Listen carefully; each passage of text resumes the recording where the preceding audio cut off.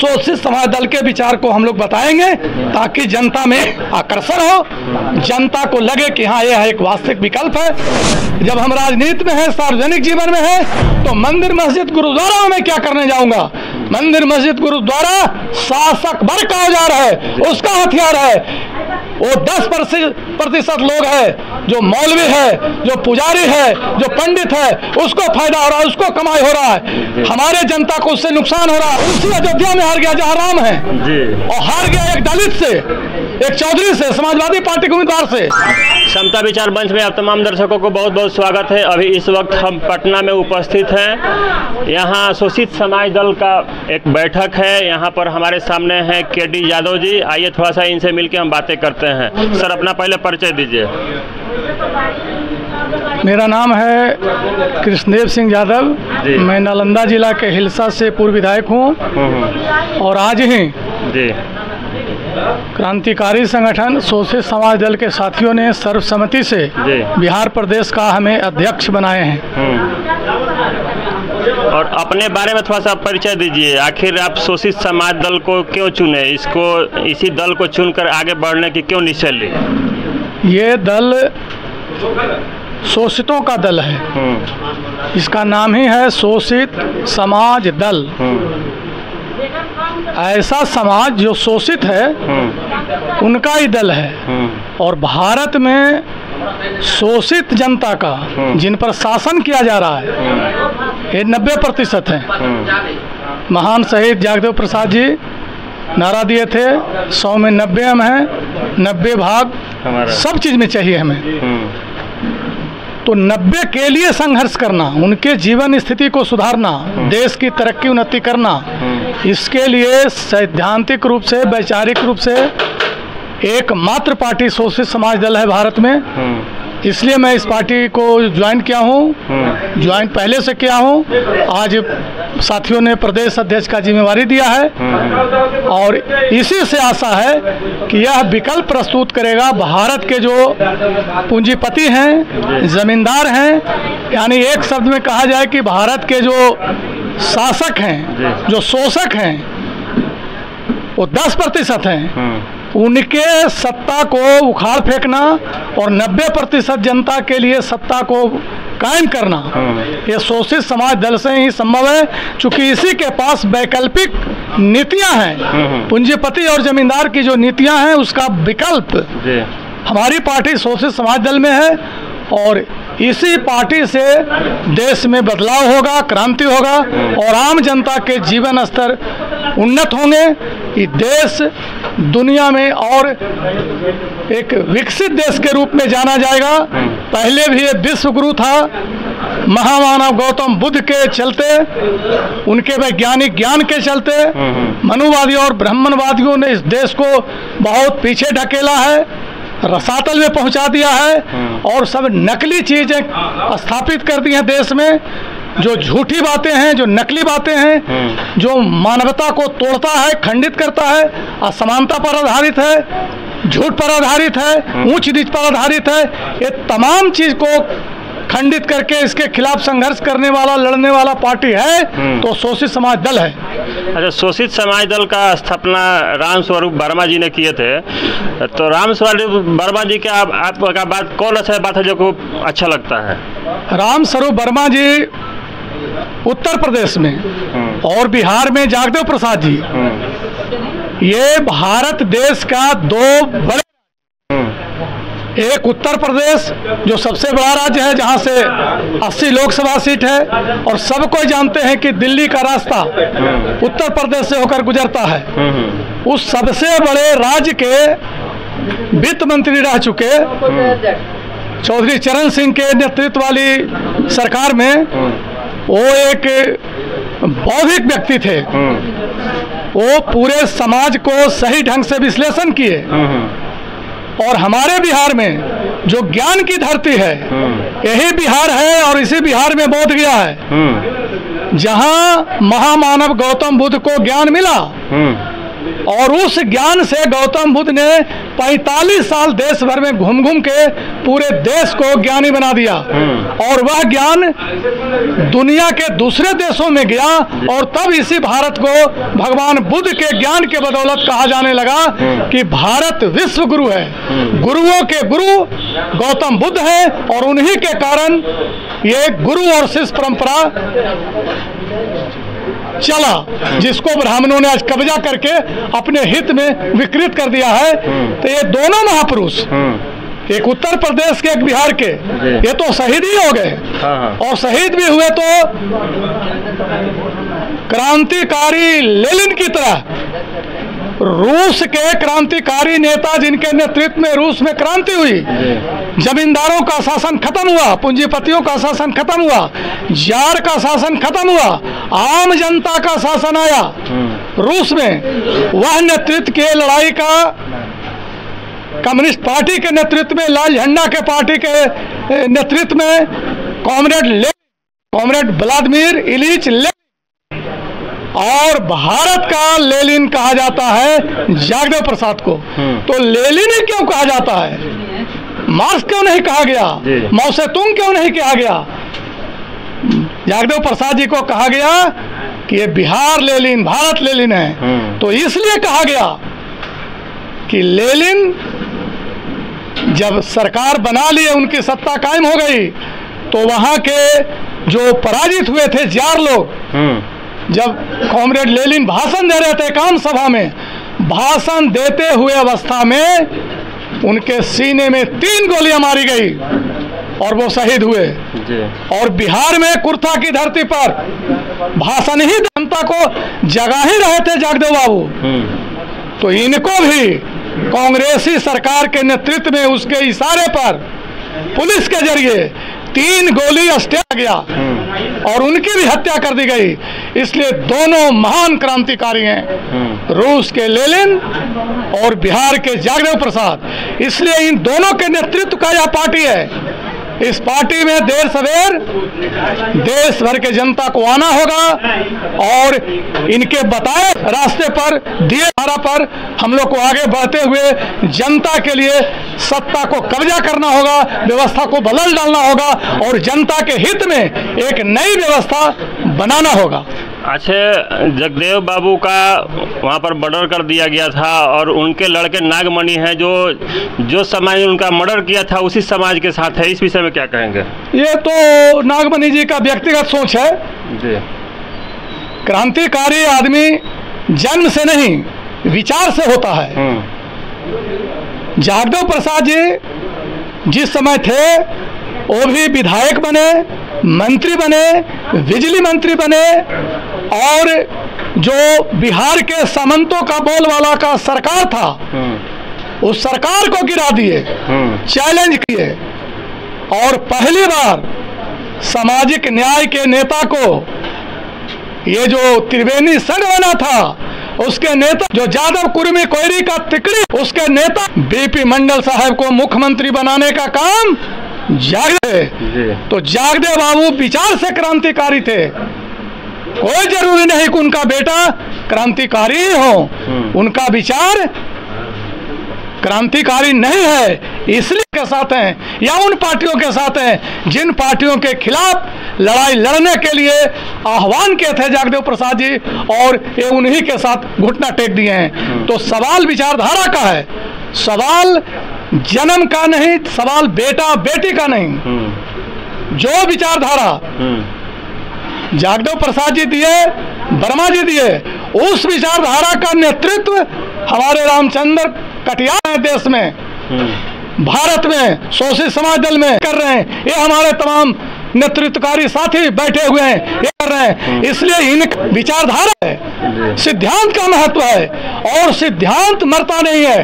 जागदेव प्रसाद जी का सिद्धांत वर्मा जी का वो सिद्धांत जीवित है और उनके ही सिद्धांत पर चलने वाले इतने कर्मठ साथी लोग हैं जो उनके कर्मा को आगे बढ़ा रहे हैं। इसलिए चिंता की बात नहीं है कि नागमणि जी कहाँ हैं। नागमणि जी वैचारिक तौर पर वो सरेंडर कर चुके हैं उनके पास जिन्होंने उनके पिताजी को सीने में 3 गोलियां मरवाया।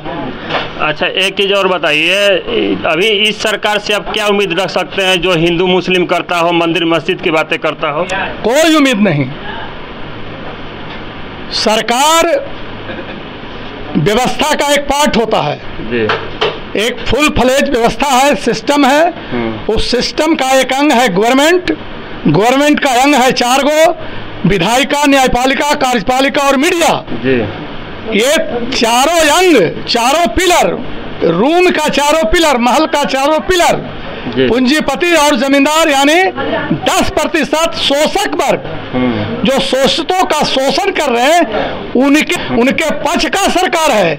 इसलिए उनसे हम कोई आशा नहीं करते हैं। वो पिछले 75 साल से 1947 के आज़ादी से लेकर आज तक कोई परिवर्तन नहीं किए। जो 10% लोग हैं उनकी सत्ता कायम है। हमारे जो 90% जनता है उनका शोषण हो रहा है, उनका दमन हो रहा है, उनका लूट हो रहा है, उनको इज्जत नहीं मिल रहा है, उनको प्रतिष्ठा नहीं मिल रहा है, उनको बराबरी नहीं मिल रहा है। हर तरह से आर्थिक लेवल पर, सामाजिक लेवल पर, सांस्कृतिक लेवल पर, राजनीतिक लेवल पर इनका शोषण किया जा रहा है, इनका दमन किया जा रहा है। और जब तक जनता उठ खड़ी नहीं होगी शोषित समाज दल पार्टी के नेतृत्व में और इनके सत्ता को जब तक उखाड़ फेंका नहीं जाएगा तो उनका बाजार चल रहा है। अभी उन्हीं का बाजार है, 10% का बाजार है, उनके उन बनाएंगे। सब कोई जानते हैं कि देश का प्रधानमंत्री मोदी जी चंद पूंजीपतियों के यहाँ सब चीज बेच रहे हैं, अडानी, अंबानी वगैरह। इनको ही तो संसाधन है, खदान है, कोयला खान है, सोना खान है, हीरा खान है, रेलवे है, प्लेटफॉर्म है, हवाई अड्डा, चीजों को निजीकरण किया जा रहा है, पूंजीपतियों के पास बेचा जा रहा है। तो इस तरह से ये पूंजीपतियों के सरकार कांग्रेस के भी थे, पूंजीपति के ही सरकार भाजपा के भी है। ये दोनों ही पार्टी शासक वर्ग की पार्टी है। थोड़ा सा अंतर है, एक लचीला है और एक आक्रामक है। अभी जो है भारतीय जनता पार्टी ये ज्यादा सांप्रदायिक है। ये कहता है हमको मुसलमान का वोट नहीं चाहिए, ताकि सारा 80% हिंदू गोलेबंद हो जाए, हिंदुत्व के नाम पर, हिंदू के नाम पर सब हमको वोट करें है। वो कहता है कि वोट हमें दीजिए, नहीं तो ये देश में दंगा करा देगा, आपको भगा देगा, एनएससी लागू कर देगा। तो ये दोनों ही एक सिक्के के 2 पहलू हैं। भाजपा और कांग्रेस दोनों ही पार्टी के नेता ब्राह्मणवादी हैं, ब्राह्मणवादी मनुवादी विचारधारा से चलते हैं। आप देखिएगा कि ये दोनों पार्टी के लोग मंदिर में माथा टेकते हैं, मस्जिद में माथा टेकते हैं, गुरुद्वारा में माथा टेकते हैं। कहीं से भी ये सेकुलर नहीं है, ये धर्मनिरपेक्ष नहीं है। धर्मनिरपेक्ष हमारे कटियार साहब है, धर्मनिरपेक्ष जी हैं, धर्मनिरपेक्ष हमारे लोग हैं, धर्मनिरपेक्ष मैं हूँ। वो अपना जगह का चीज है। जब हम राजनीति में है, सार्वजनिक जीवन में है, तो मंदिर मस्जिद गुरुद्वारा में क्या करने जाऊंगा? मंदिर मस्जिद गुरुद्वारा शासक वर्ग का औजार है, उसका हथियार है। वो 10% लोग है जो मौलवी है, जो पुजारी है, जो पंडित है, उसको फायदा हो रहा है, उसको कमाई हो रहा है। हमारे जनता को उससे नुकसान हो रहा है। हमारे जितना जनता का चेतना है, निशाना सही जगह नहीं लगा पा रहे हैं। निशाना करना है, आंदोलन के जरिए उसको उखाड़ फेंकना है, तो हमारे जनता में भी विश्वास हो जाता है कि चलते हैं मंदिर में का नारा लगा देंगे तो हमारा कल्याण हो जाएगा, हमारा अमुक समस्या हल हो जाएगा। होता है नहीं। ये भाजपा वाले लोग कहा था 19 का चुनाव जीता था राम के नारा देके, राम को हम लाएंगे, और अबरी कहा कि हम तो बना दिए मंदिर, तो अबरी हार गया। उसी अयोध्या में हार गया जहाँ राम है जी। और हार गया एक दलित से, एक चौधरी से, समाजवादी पार्टी के उम्मीदवार से जी। तो राम और कृष्ण ये सब काल्पनिक पात्र हैं, मिथकीय पात्र हैं। कहीं से ऐतिहासिक हिस्टोरिकल ना है, न इसका कोई प्रूफ है, न प्रमाण है। और ये जनता को चेतना को कुंद करके ये लाभ उठा रहे हैं, सत्ता में बने हुए हैं। तो इसलिए रामस्वरूप वर्मा जी, जगदेव प्रसाद जी, हम लोग का भी सांस्कृतिक विंग है, अर्जक संघ है।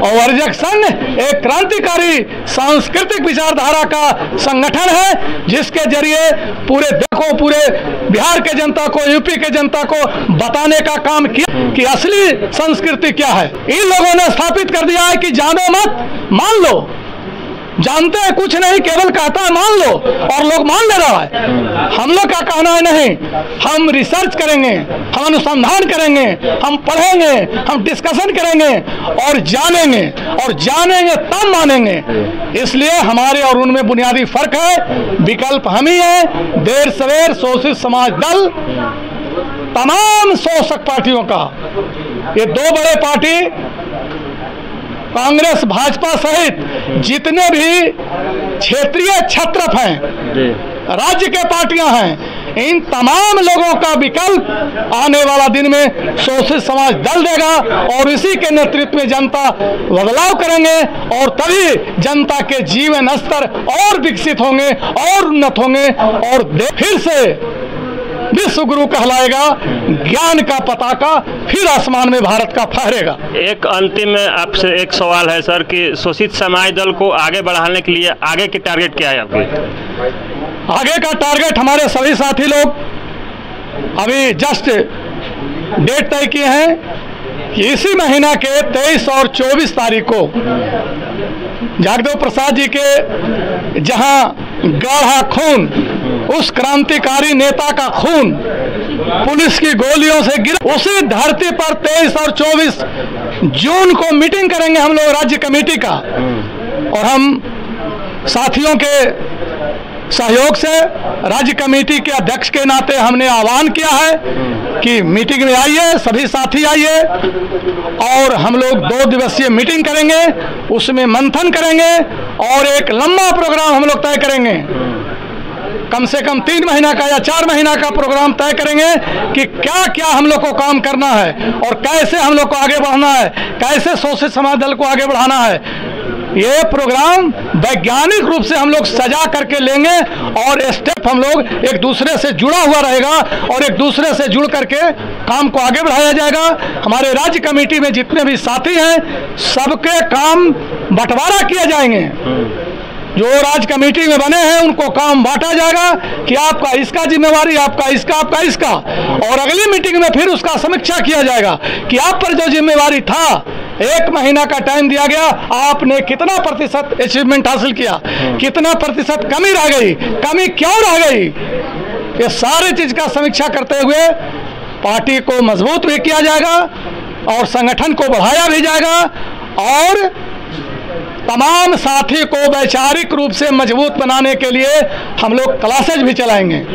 क्लास चलाया जाएगा, प्रशिक्षण शिविर, जिसमें कौन पार्टी का क्या विचारधारा है, शासक वर्ग क्या है, हम लोग क्या हैं, हमारे पार्टी का क्या विचारधारा है, इसको तुलनात्मक रूप से जो हमारे अगुआ साथी हैं, इनमें जहां जिनको कन्फ्यूजन है उस कन्फ्यूजन को दूर किया जाएगा। एक भी साथी हमारे कन्फ्यूजन में न रहे, एक हो, एक बिंदु पर, एक विचार पर हो। उसके लिए जो विचार है, हमारे दल का विचार है, उस विचार से एक एक साथी को अवगत कराया जाएगा, उनको पढ़ाया जाएगा, उनका क्लास लिया जाएगा, उनको प्रशिक्षण दिया जाएगा और इस तरह से फिर उनको टीचर बनाया जाएगा। उसमें से चुन करके कुछ लोग को टीचर बना के उनको जिम्मेवारी दिया जाएगा कि आप जाके नीचे पढ़ाइए, वो नीचे पढ़ाएंगे। विधानसभा चुनाव की कैसे तैयारी करना है, ये तमाम चीज को चैनलाइज तैयारी किया जाएगा। जो विचारधारा पार्टी का है, इसको चैनलाइज करके नीचे तक पहुंचाया जाएगा और जो एक जगह पर शिक्षक होंगे वो शिक्षा दे दिए, वही विद्यार्थी अगले जगह टीचर हो जाएंगे, तीसरे जगह वो टीचर हो जाएंगे और इस तरह से पूरे संगठन के साथ साथ फिर जनता में जा करके शोषित समाज दल के विचार को हम लोग बताएंगे, ताकि जनता में आकर्षण हो, जनता को लगे कि हाँ यह एक वास्तविक विकल्प है। और शोषित समाज दल पार्टी से जनता लोग जुड़े, सभी लोग जुड़े, जो 10% शोषक हैं, शोषित हैं, जुल्मी हैं, अत्याचारी हैं, विभेदकारी हैं, असमानतावादी हैं, मनुवादी हैं, ब्राह्मणवादी हैं, ऊंच नीच करने वाले हैं, उनको छोड़ करके बाकी सबको गोलबंद करना है, बड़ा कार्यभार है। और वो 10% शोषक हवा का रुख देख के चला आता है, वो आना भी चाहेगा तो उनके लिए रास्ता बंद है, उनको संगठन में प्रवेश नहीं मिलेगा। आप देखिए ना, ये मध्यमार्गी पार्टी बिहार में, जीताराम का दलित पार्टी, चिराग जी का दलित पार्टी, लालू जी का आरजेडी, नीतीश जी का जेडीयू, उपेंद्र कुशवाहा जी का पार्टी, इस सब पार्टी के नेता दलित और हमारे बीच के लोग हैं। इसका नेता कौन बन जाता है?